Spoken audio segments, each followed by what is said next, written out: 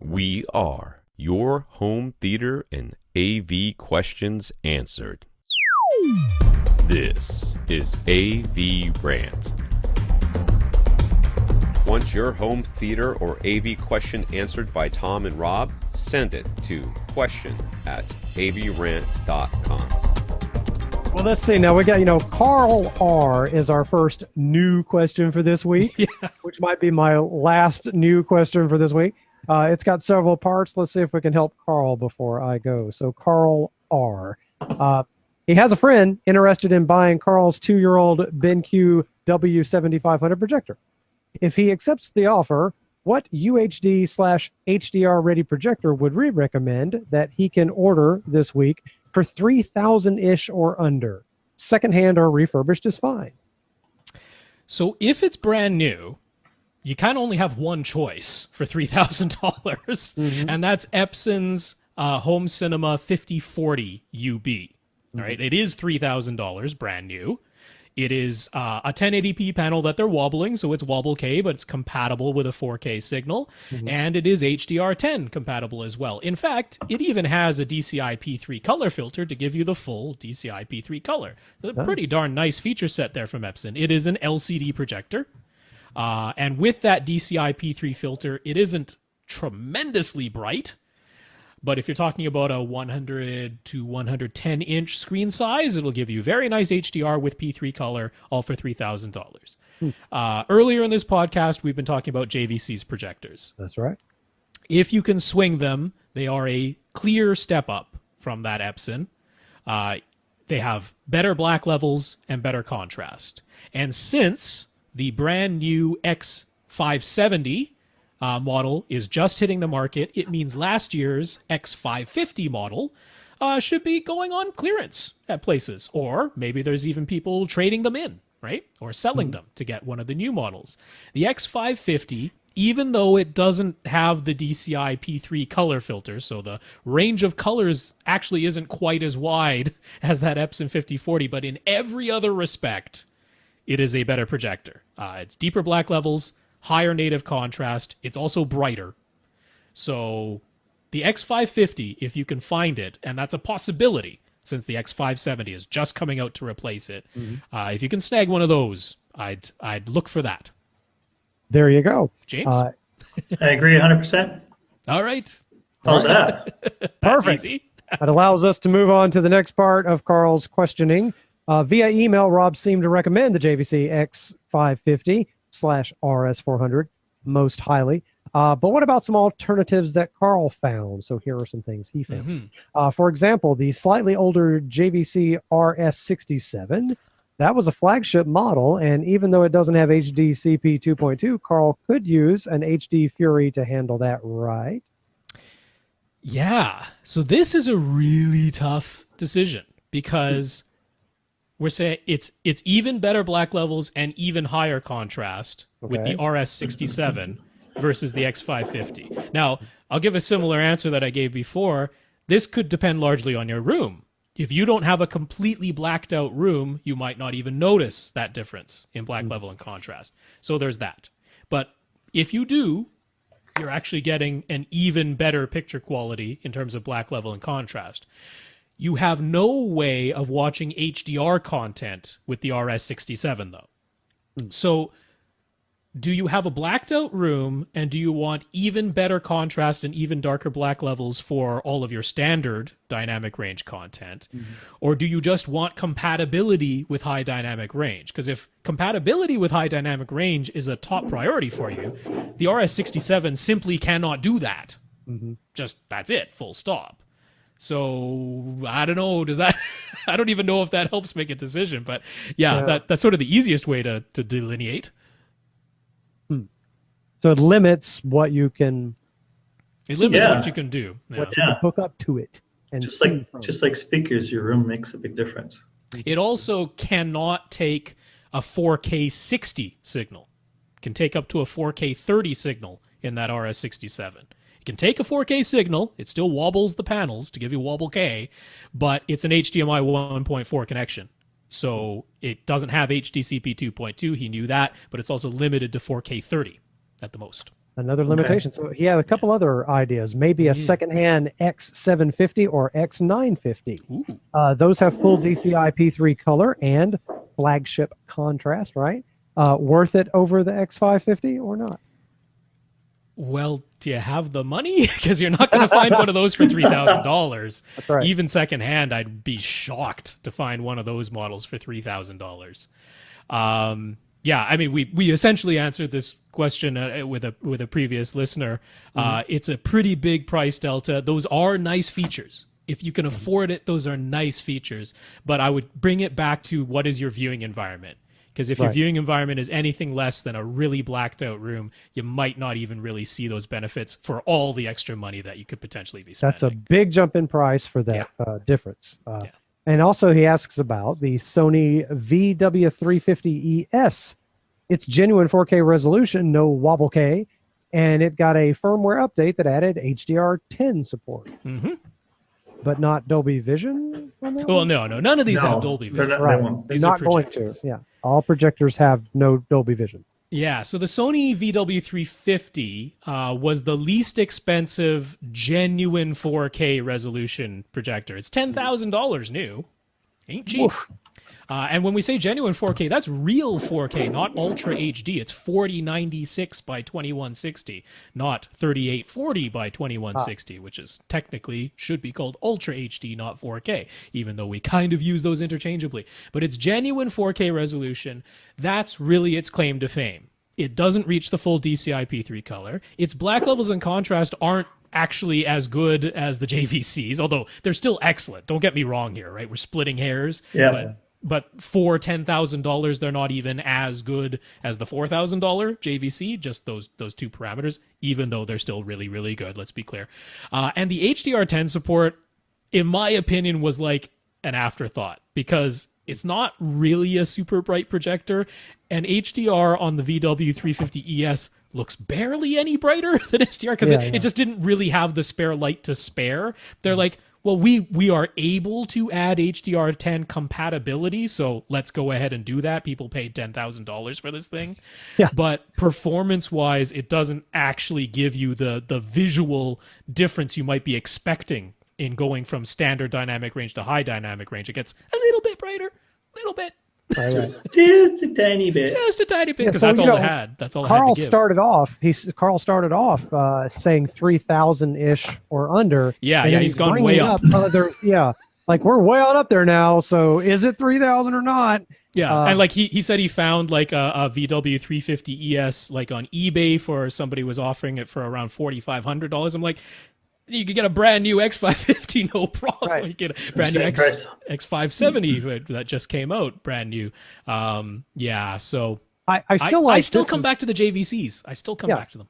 I feel like this is a good opportunity to remind everybody if you're going to ask questions about should I get this, that, or the other, tell us more about your room and your situation, the light levels, the materials. Tell us more stuff about that room because, again, now Rob has said many times, you may not be able to see this greater contrast depending on the room you're in. So include that kind of information if you can. Tell us where these things are going, the situation they're going to be used in, and that might make a difference. And give us the real budget.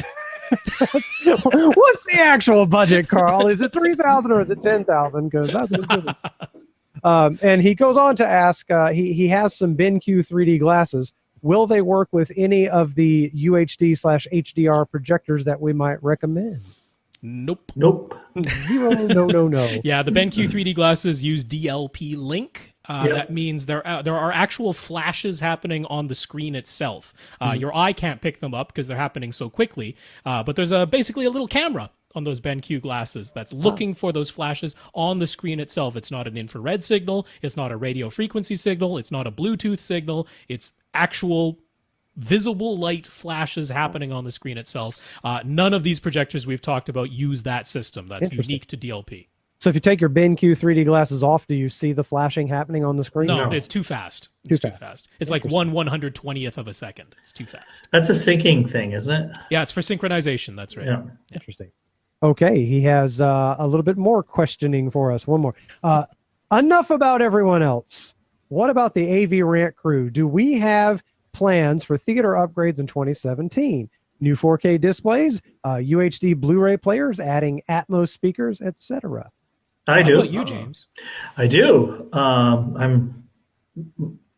My wife actually said, I was very surprised, we're buying a new home in Minneapolis. And she said, this house at that spot there would be really good for a new home theater.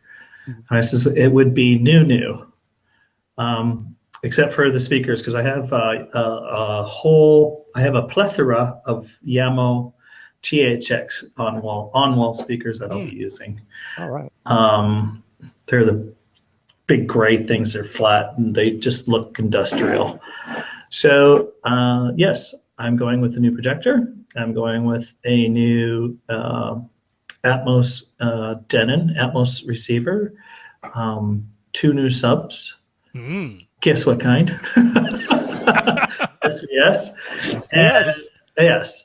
And all new seating. So what I thought I'd do for and I had mentioned this, I think, to Rob, is I'm going to take before and after pictures. Oh, yeah. And then I'll post them to you guys and what we're doing. And from an installer's viewpoint, so you can see what my decision-making will be in regards to the room, because I'll know tomorrow once I see it. I have a feeling it's going to be one of those ones where it's a 12 by 14 by 12, but then there's a big open space on the right.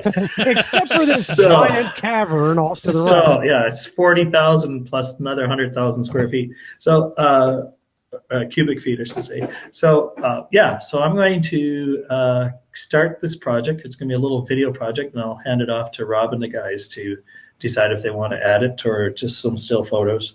It's going to be fun. Oh, that'll be cool. Yeah, I can hardly wait. I'm really excited about the new projectors and doing this podcast with you guys today.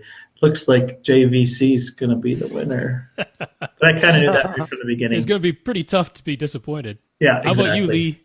The next thing I think we will most likely get is actually a little home theater PC. Nice. Because I'm kind of tired of trying to use the PS3 to play stuff across the network. And so I'm going to run some new Ethernet cables to the living room, and we'll hook up a little home theater PC, something maybe a little AMD-based computer with Windows, something like that. Just I want to be able to play anything and everything to the television. And nice. You're familiar with the VLC player, a little program that everybody has? Yeah. So VLC seems to be able to play everything, and this will just cover anything I might download or want to watch in a browser, or videos that I might create, and I'm still trying to archive all my old home videos. So I just want one way to make sure I can play everything to the TV. Yeah. So that's probably coming up soon. But I got to admit, I really want one of those brand new LG OLEDs. Oh, yes. Real bad. That could be pretty nice. About a 65-inch will probably be about as big as I need to go, given the seating and how much they're going to cost. But they are creeping down toward that $2,500 mark, and I think that's probably what I'm waiting on, is just psychologically to get it down below that. Yeah, well, so the B6s that are on their way out, they might hit that, and the B7s that are coming in to replace them, which some people have said are a Costco exclusive. I'm not sure if that's true. But if anything's gonna do it, it'll be that series. So maybe as we get closer to Christmas of this year, we'll see what happens. But I'd kind of be surprised if it doesn't. That's right. Yeah. So we'll see what happens. I got to talk to the finance minister. So I would love to maybe upgrade some stuff, but I'm at the point now where stuff that I want is multi thousands of dollars. We believe everyone should have the best possible view. Yeah. James was looking up something to do with THX. Sorry about that, guys. I okay. think I found it's a THX software program that you put on your phone. So. Oh, okay. Yeah. And that's I'll get everything for you. All right. It irritates me. But that proves that we research while we speak. So yeah, we do. It's really important to this is it. I found it. So I'm going to put it on there. I don't have the disposable funds right now to sort of enhance my theater. It's going to be a little bit. I am waiting for this HDR stuff to be properly settled, because I am That's backwards. As Go ahead, I was I'm saying at the screwing top around. of this podcast, very frustrated by the way some of this Dolby Vision stuff seems to be panning out. So yeah, I am waiting for that to be properly settled. And when I upgrade, it's going to be a sizable and expensive venture. Yeah, So yeah. I have no immediate plans for 2017. That's me. My desire for that OLED is not so much that I'm dying for 4K and HDR. I just want a really good television. Yeah. Because most of my sources are still just going to be, 1080. But I know you 1080. wanted the wide viewing angles. And, Yes, I want to be off to the sides and have those football games look really nice. Yeah. Yeah. As far as your PC, if you need any, I think you're a pretty good PC guy, aren't you? Yeah. I've built plenty. Yeah. Good. So you're okay then. And yeah, I do have to say you might want to look into some of those nice front ends like Plex or Kodi or even like I J think River. I'll experiment with some of that. Yeah, Sure. J River Media Center because I tend to say that my favorite organizational method is Windows Explorer. There you go. Yeah, because I've been at it for so long, Yeah. I just kind of get irritated at some of these things like Plex seem to overdo it. And It I just can want to be. browse through my but folders and play what I they're want to play. very impressive these days. So it's Right. it All could right. be worth your while to check them out. I will. I'll experiment. Yeah. Alrighty. Want your question answered? Send it to question@avrant.com.